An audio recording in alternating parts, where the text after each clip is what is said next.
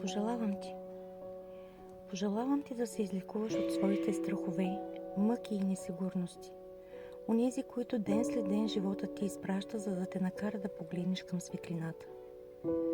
Пожелавам ти да се излекуваш от онези травми, рани, спомени и разочарования, които си заглушил, които никога не си споделял, но които все още чувстваш дълбоко в себе си. Пожелавам ти да се излекуваш от миналото, което все още е в теб, чрез емоционалните белези, които носиш, без да се оплакваш. Пожелавам ти да се излекуваш от лъжата, която някога ти беше казана, от оправданията, които получи тогава, от признанието, което очакваше, а не получи, от одобрението, което не дойде, от благодарността, която не ти е дадена, от истината, която не ти е предложена, от всички несправедливи времена, в които си заслужавал да получиш най-доброто, а то не е стигнало до теб. Пожелавам ти да се излекуваш от онези болки, които си преглътнал, изплакал, заглушил, маскирал, заровил. Пожелавам ти да се излекуваш от моментите, в които си казвал, че си добре, а всъщност не си бил добре.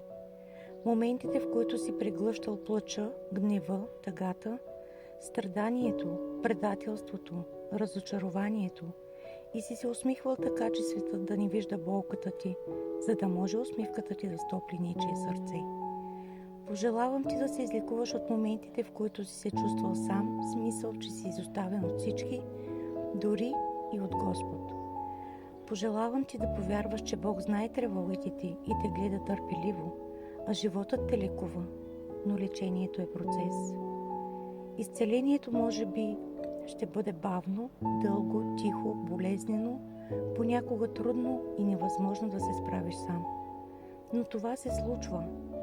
Както мнозина ти причиняват рани, които понасяш в мълчание, така и други ти помагат незабележимо за зарастването на раните.